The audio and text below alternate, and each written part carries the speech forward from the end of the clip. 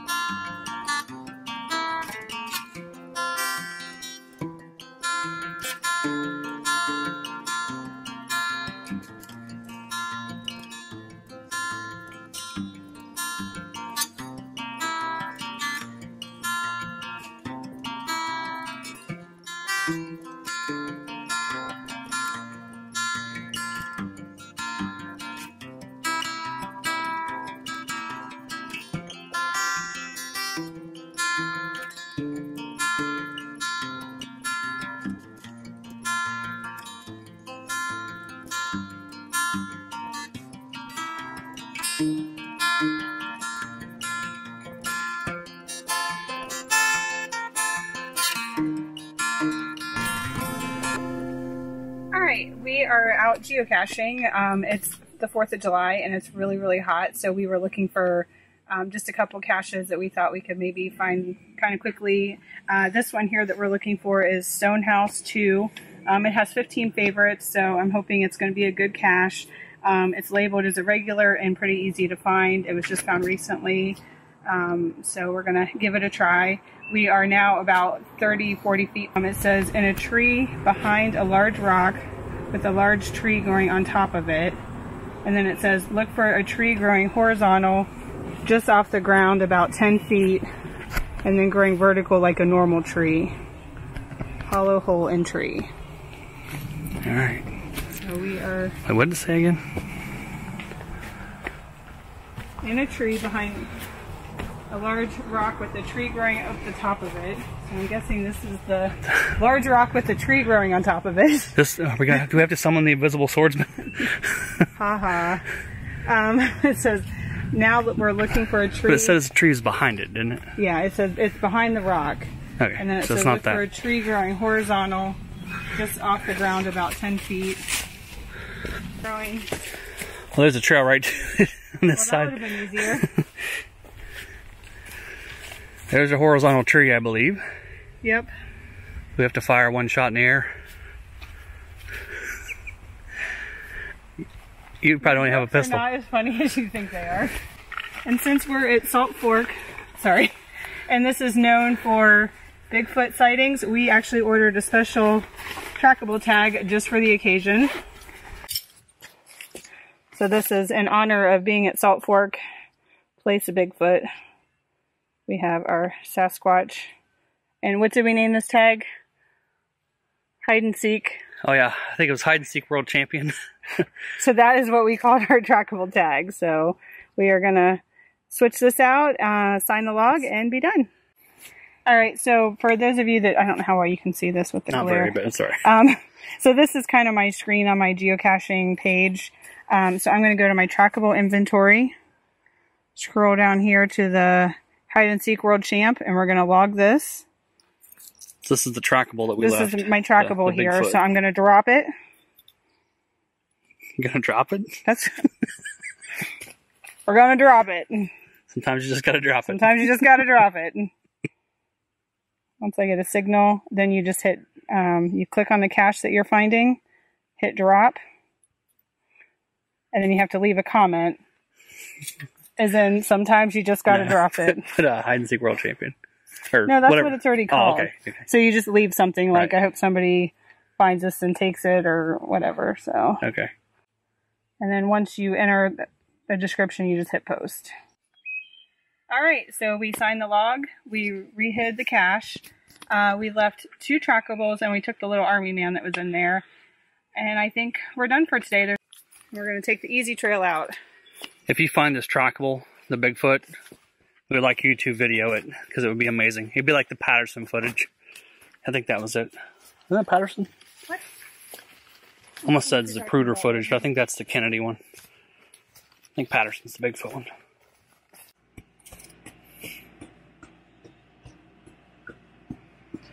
We just want you guys to know that we went geocaching today without you. I don't think they care. You guys were here hanging out in the air. Cash, do you care that you missed some geocaching? Huh?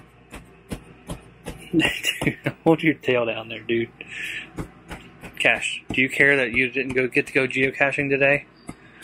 Would you rather been out in the heat, or would you rather been here in the air conditioner? Cash, are you listening? That's wrong.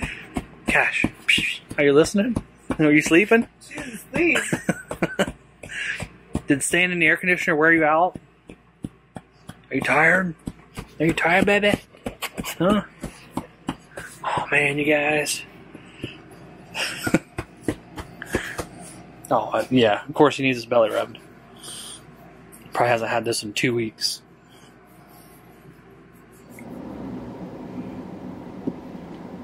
Alright, we're behind this guy pulling this trailer. It seems like his weight distribution isn't set up right. You can see he's got some sway there. He might need take a little tongue weight off. If you watch his trailer, it's swaying pretty good, so he might need a hitch adjustment.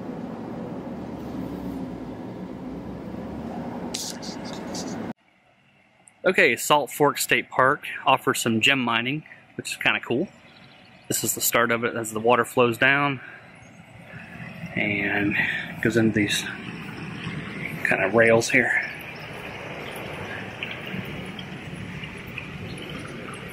So you get a bag of, I don't know what they call it, dirt? I don't know what they call it. You buy these bags from the camp store and you put them in here and sift through them.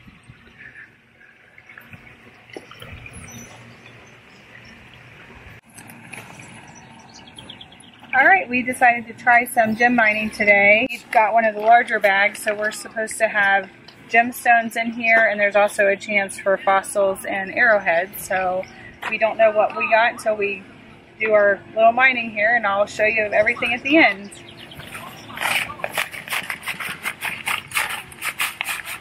I'm just going to do a little bit at a time here.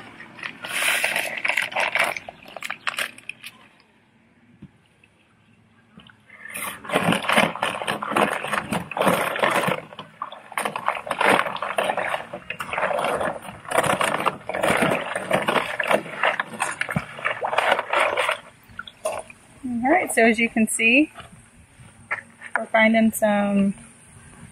We still don't know what we have. I was going to say, that looks almost like a tooth or something. Tooth. Yeah. That does look like a tooth. This looks like amber. It's really lightweight. Got some rose quartz. Man, you could put that on a necklace and wear it. I could. Some selenite. I know some of these. But yeah, there's... I'm going to have to use my cheat sheet and figure out what some of these stones are. There's a lot of amber. That's really lightweight.